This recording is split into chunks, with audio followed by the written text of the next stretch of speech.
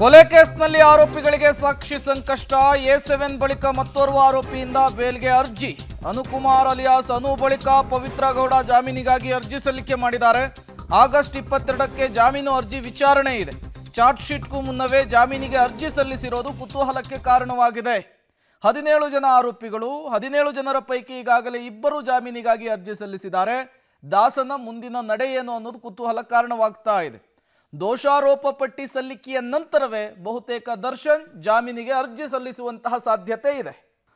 ನಟ ದರ್ಶನ್ ಈಗ ಕೊಲೆ ಪ್ರಕರಣದ ಪ್ರಮುಖ ಆರೋಪಿ ಆಗಿದ್ದಾರೆ. ಅವರು ಜೈಲಿಗೆ ಸೇರಿ 2 ತಿಂಗಳಾಗಿದೆ. ಈ ಸಂದರ್ಭದಲ್ಲಿ ದರ್ಶನ್ ಮುಂದಿನ ನಡೆ ಏನು ಅನ್ನೋದು ತುಂಬ ಕುತೂಹಲ ಕಾರಣವಾಗ್ತಾ ಇದೆ. ಕಾರಣ ಇದೇ ರೇಣುಕಾಸ್ವಾಮಿ ಹತ್ಯೆಯ A1 ಆರೋಪಿ ಪವಿತ್ರ ಗೌಡ ಈಗ ಜಾಮೀನಿಗೆ ಅಪ್ಲೈ ಮಾಡಿದ್ದಾರೆ. A7 ಅನುಕುಮಾರ್ ಅಲಿಯಾಸ್ ಅನು ಕೂಡ ಜಾಮೀನಿಗೆ ಅಪ್ಲೈ ಮಾಡಿರುವಂಥದ್ದು.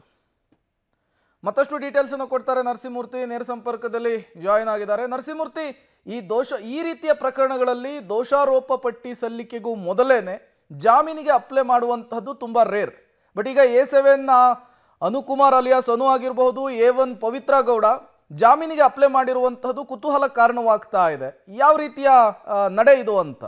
ಪ್ರೇಮ್, ಪ್ರಕರಣದ A1 ಆರೋಪಿ ಪವಿತ್ರ ಗೌಡ ಜಾಮೀನಿಗಾಗಿ ಅರ್ಜಿಯನ್ನು ಸಲ್ಲಿಸಿದ್ದಾರೆ. ಅವರ ಪರ ವಕೀಲರು ಈಗಾಗಲೇ ಜಾಮೀನಿಗೆ ಅರ್ಜಿಯನ್ನು ಸಲ್ಲಿಕೆ ಮಾಡಲಿದೆ. ಯಾವ ಗ್ರೌಂಡ್ಸ್ನಲ್ಲಿ ಇವರು ಜಾಮೀನಿಗೆ ಅರ್ಜಿಯನ್ನು ಸಲ್ಲಿಕೆ ಮಾಡಿದ್ರು, ಕೋರ್ಟ್ನಲ್ಲಿ ಯಾವ ರೀತಿಯಾಗಿ ವಾದವನ್ನು ಮಂಡನೆ ಮಾಡಬಹುದು ಅಂತೇಳಿ ನೋಡೋದಾದರೆ ಈ ಬಗ್ಗೆ ಕಾನೂನು ತಜ್ಞರು ಏನು ಹೇಳ್ತಾರೆ, ಈ ಸಂದರ್ಭದಲ್ಲಿ ಪವಿತ್ರ ಗೌಡಗೆ ಜಾಮೀನು ಸಿಗಬಹುದಾ ಅಂತೇಳಿ ನೋಡಿದಂತಹ ಸಂದರ್ಭದಲ್ಲಿ ಆರ್ಗ್ಯುಮೆಂಟ್ ಈ ರೀತಿಯಾಗಿ ಇರಬಹುದು ಅಂತೇಳಿ ಕಾನೂನು ತಜ್ಞರು ಅಭಿಪ್ರಾಯವನ್ನು ವ್ಯಕ್ತಪಡಿಸ್ತಿದ್ದಾರೆ.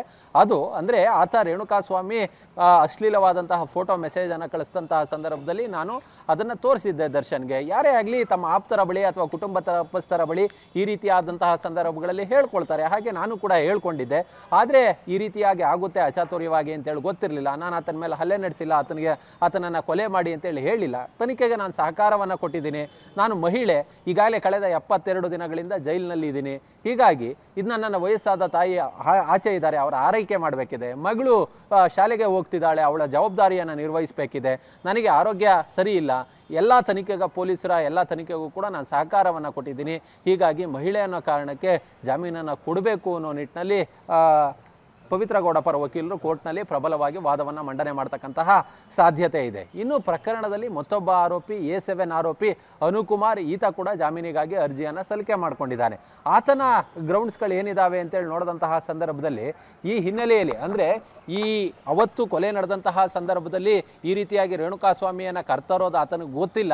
ಆತ ದರ್ಶನ್ನನ್ನು ನೋಡಬೇಕು ಅನ್ನೋ ಆಸೆಯಿಂದ ಆತ ಕಾರನ್ನು ಏರಿದ್ದಾನೆ. ಮತ್ತು ಮಾರ್ಗ ಮಧ್ಯೆ ಆತ ಅಶ್ಲೀಲವಾಗಿ ಮೆಸೇಜ್ ಮಾಡಿರೋದು ಗೊತ್ತಾಗಿದೆ. ಮತ್ತು ಈತ RR ನಗರದ ಶೆಡ್ ಒಳಗೂ ಹೋಗಿಲ್ಲ.